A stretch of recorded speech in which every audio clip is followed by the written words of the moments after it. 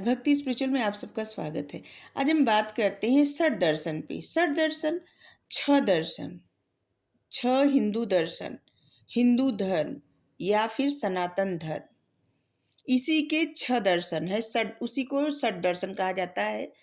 पहला है सांख्य दर्शन, दूसरा योग दर्शन, तीसरा है न्याय दर्शन, चौथा है वैशेषिक दर्शन, पांचवा है मीमांसा और छठा है वेदांत।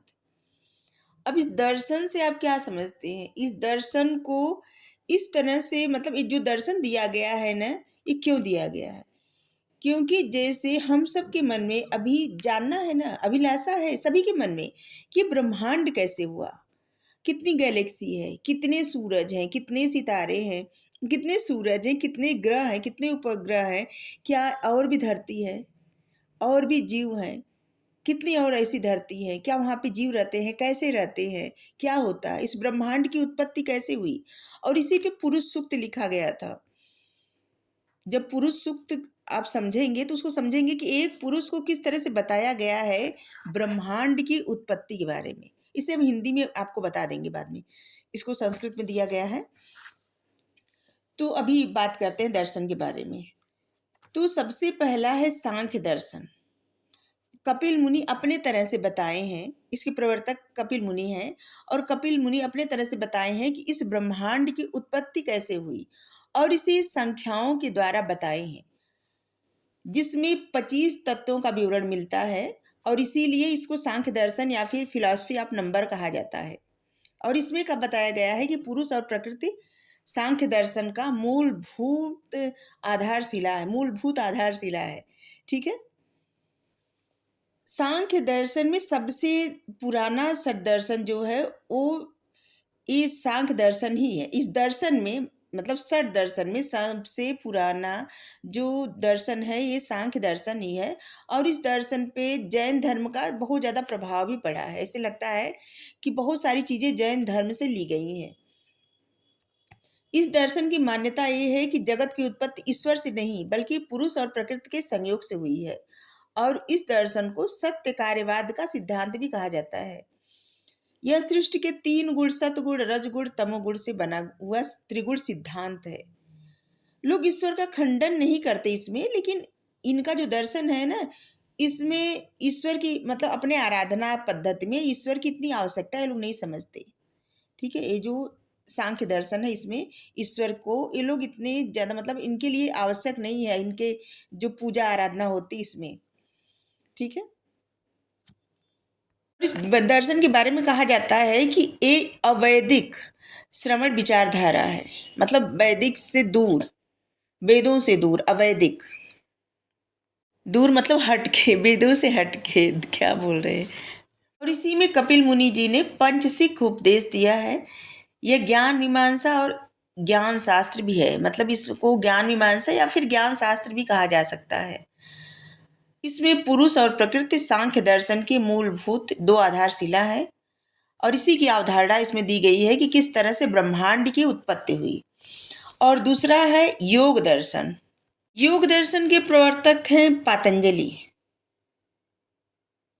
पातंजलि ने योग सूत्र की रचना की, जिसमें अष्टांगिक योग का, मतलब अष्टांगिक योग की व्याख्या की गई है, बताया गया है। योग सूत्र की खासियत क्या है? व्यास ने योग सूत्र पर टीका लिखा है, व्यास जी ने, और अलबर्नी ने योग सूत्र पर अरबी भाषा में अनुवाद भी किया था। और इसी पर विज्ञान भिक्षु का भी टीका है, और उस टीका का नाम है योगवर्तिक। उनकी मान्यताएं थी, या उनका मानना था कि आसन और प्राणायाम के माध्यम से ईश्वर यानी मोक्ष की प्राप्ति हो सकती है। और इस दर्शन में सांख्य द्वारा प्रतिपादित 25 तत्वों के साथ साथ ईश्वर के अस्तित्व को भी स्वीकार किया गया है। यहाँ पे इनकी पूजा आराधना में ईश्वर के अस्तित्व को स्वीकार किया गया है, जरूरी समझा गया है। जबकि सांख्य योग में ईश्वर के, मतलब वो लोग नकारते तो नहीं कि ईश्वर नहीं है, खंडन नहीं करते इस बात का, लेकिन अपनी पूजा पद्धति में या आराधना पद्धति में ईश्वर का ये लोग ऐसे जरूरी नहीं समझते, मतलब सांख्य दर्शन में। और योग दर्शन में जो सांख्य दर्शन के 25 सूत्र है उसको भी दिया गया है और इसके साथ साथ ये लोग ईश्वर को स्वीकार किए हैं कि इस ब्रह्मांड की रचना में ईश्वर का योगदान है। और यही कारण है कि योग को ईश्वर सांख्य भी कहा जाता है। और तीसरा दर्शन है वो है न्याय दर्शन। इसको इसके प्रवर्तक या इसको लिखे थे गौतम। उन गौतम को अक्षपाद भी कहा जाता है। इस दर्शन का नाम अन्यवाच्यकी भी है। एक नाम इसका अन्यवाच्यकी भी है। महर्षि गौतम ने या फिर गौतम जी ने न्याय सूत्र की रचना की, जो कि भारतीय तर्क विद्या का सबसे प्राचीनतम ग्रंथ है। इसमें जो तर्क लगाते हैं सब लोग अपना ना, ये तर्क विद्या का सबसे प्राचीनतम ग्रंथ यही है, न्याय दर्शन। जैसे सांख्य योग परस्पर संबंधित दर्शन है, एक दूसरे से जुड़े हुए हैं, सांख्य दर्शन और योग दर्शन, उसी प्रकार न्याय दर्शन वैशेषिक दर्शन भी एक दूसरे से जुड़े हुए हैं। न्याय दर्शन के दार्शनिक जो है उनका नाम है उद्योतकर, वाचस्पति, उदयन, जयंत। ये लोग न्याय दर्शन के दार्शनिक हैं। उद्योतकर ने वात्स्यायन के ऊपर न्याय वर्तिका भी लिखी है। वाचस्पति मिश्र ने इस पर तात्पर्य टीका लिखा है, जिसकी व्याख्या उदयनाचार्य जी ने परिशुद्धि में की है। न्याय दर्शन में 16 पदार्थों मतलब 16 तत्व है तथा ईश्वर की सत्ता के अस्तित्व को स्वीकारा गया है। ये जितने दर्शन है ना, सिर्फ सांख्य दर्शन को छोड़ के बाकी सभी दर्शन में ईश्वर की सत्ता को स्वीकार किया गया है। लेकिन सांख्य में भी नकारे नहीं है। हाँ, लोग लेकिन उनके बारे में ज़्यादा बात नहीं करते, इसीलिए कहा गया है कि जैन धर्म का प्रभाव पड़ा है। इसी दर्शन का मानना है कि कुछ भी रहे, लेकिन स्वीकार तभी करना चाहिए जब उसका तर्क अर्थात प्रमाण हो। कोई भी बात हो, यहीं से पता चलता है कि तब से सब लोग प्रमाण मांगने लगे, तर्क अपना देने लगे। इसी दर्शन के माध्यम से ये सबसे मतलब प्राचीन ये तर्क है। प्रमाण या फिर तर्क की 4 विधियां होती हैं। सबसे पहले प्रत्यक्ष, मतलब अगर किसी चीज को आप देखे हैं प्रत्यक्ष तो वो होता है। और दूसरा अनुमान, जैसे कोई नहीं है या फिर किसी ने कुछ नहीं कहा और आपने अनुमान लगा लिया कि कोई व्यक्ति है या फिर उसने ये कहा या ये हो सकता है, अनुमान लगाना ये हो सकता है ऐसे। और तीसरा है उपमान और चौथा है शब्द। चतुर्थ शताब्दी या चौथी शताब्दी में पलिछ स्वामी वात्स्यायन न्याय दर्शन के संबंध में न्याय दर्शन से संबद्ध थे, इनके मतलब जुड़े हुए थे। नैषध चरित के लेखक श्री हर्ष ने व्यंग कसा है, मतलब व्यंग किया है कि गौतम ने ऐसे दर्शन का प्रतिपादन किया था कि गौतम मतलब श्रेष्ठ वृषभ मतलब महान बैल नाम को सार्थक किए हैं। मतलब उनके ऊपर व्यंग लिखे हैं कि इनके अपने नाम के अनुसार श्रेष्ठ वृषभ मतलब महान बैल नाम को सार्थक किए हैं। ये अपना अनुमान लगाए हैं ब्रह्मांड को लेके, दुनिया को लेके, संसार को लेके। और चौथा दर्शन है वैशेषिक दर्शन। ये भी हम आपको बता दें कि जो ये दर्शन है ना, षट दर्शन, ये बहुत प्राचीन है। इसके बाद दुनिया में और भी दर्शन आए, दार्शनिक पैदा हुए, मतलब दार्शनिक आए दुनिया में, लेकिन ये जो दर्शन है ये बहुत प्राचीन है। ठीक है। वैशेषिक दर्शन के जो प्रवर्तक हैं उनका नाम है उलूक कड़ाद मुनि। इन्हें कड़भूक या फिर कश्यप नामों से भी जाना जाता है। कश्यप ऋषि सुने होंगे आप, वही हैं वैशेषिक दर्शन के प्रवर्तक। कि देवता, दानव और नाग सबके बताया जाता है, सबके पिता है कश्यप मुनि। और इन यही कड़ाद मुनि ने वैशेषिक सूत्रों की रचना भी की है। इसमें विशेष ये है कि उलूक कड़ाद को ही भारत में परमाणुवाद की स्थापना एवं भौतिक शास्त्र के आरंभ का श्रेय दिया जाता है। फिजिक्स को भारत में यही ले आए थे, मतलब इन्होंने पहले बताया था कि परमाणु से उत्पन्न हुआ है। और अब तो विज्ञान भी मानता है कि परमाणु के परमाणु के द्वारा ही इस ब्रह्मांड की उत्पत्ति हुई है। और सोचिए, अभी जो विज्ञान मानता है वो हजारों वर्ष पहले ऋषि मुनि हमारे लिखे थे।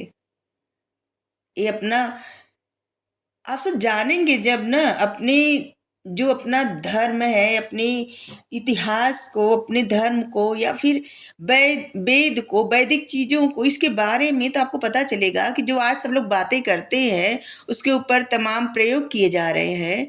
ये लोग बिना किसी मतलब सिर्फ अपने ज्ञान के माध्यम से सब चीज़ों के बारे में पता कर लिए थे, तब लिख दिए थे। वैशेषिक दर्शन में इनकी मान्यताएं हैं, मतलब 5 विशेष पदार्थ, 5 महाभूत इसे कहा जाता है।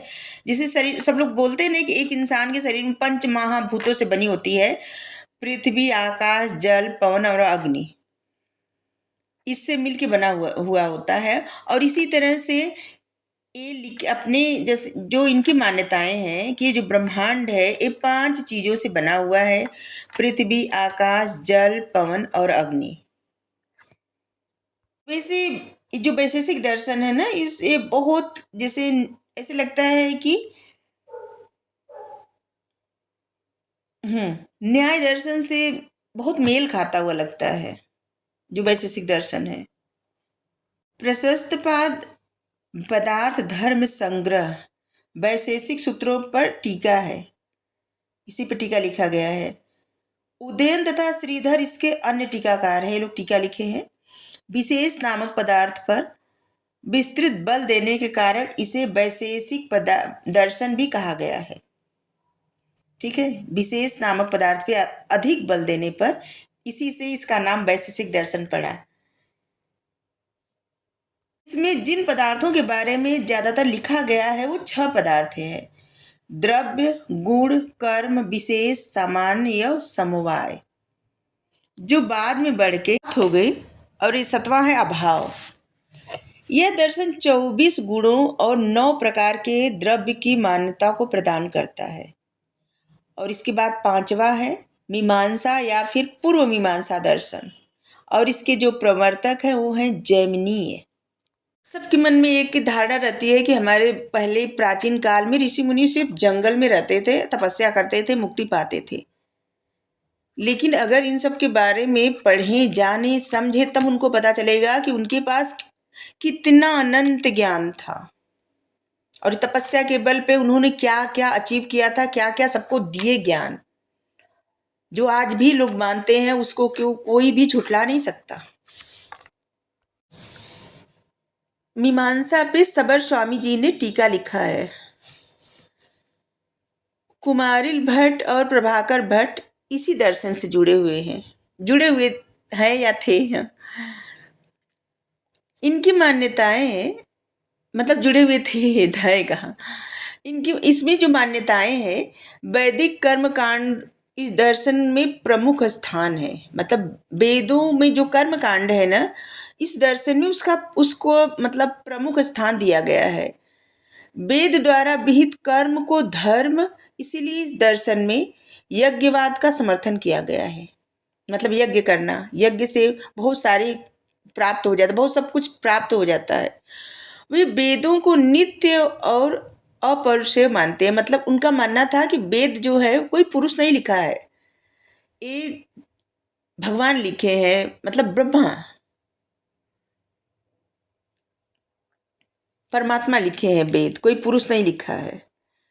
उनका मत ये भी था कि वैदिक देवताओं का मंत्रों से अलग कोई अस्तित्व नहीं है। वो मानते थे कि जो वैदिक देवता है ये इनका कोई अलग अस्तित्व नहीं है, ये जो मंत्र है ना यही देवता है, वैदिक देवता, इनका मानना था। कुमारिल ने बौद्धों का खंडन कर वेदों की प्रामाणिकता को पुनः स्थापित किया था। उन्होंने यज्ञिक वैदिक परंपरा का समर्थन भी किया था। और छठा जो दर्शन है उसका नाम है वेदांत दर्शन, और इसके प्रवर्तक बादरायण है। इनके अन्य नाम है, मतलब इस वेदांत का अन्य नाम है उत्तर मीमांसा। इसको उत्तर मीमांसा भी कहा जाता है। बदरायण ने ब्रह्म सूत्र की भी रचना की है। वेद का अंत, चूंकि वेद का अंत उपनिषदों में माना जाता है, इसलिए इस दर्शन का मूल उपनिषद तथा इसमें जो लिखा गया ज्ञान कांड है, इसको बाद में ब्रह्म सूत्र पर 2 भाष्य शंकराचार्य और रामानुज भी लिखे हैं। शंकराचार्य जी ने और रामानुजाचार्य जी जो है वो लिखे थे। ठीक है। शंकराचार्य जी निर्गुण ब्रह्म के उपासक थे, जो कि मोक्ष की प्राप्ति का आधार ज्ञान मानते थे, जबकि रामानुजाचार्य जी सगुण ब्रह्म के उपासक थे और मोक्ष के प्राप्ति के साधन को भक्ति मानते थे।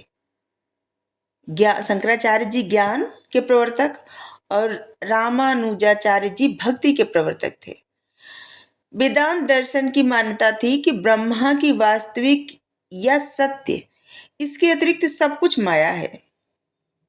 इसमें माना जाता था कि ब्रह्मा ही वास्तविक सत्य है, बाकी सब कुछ माया है।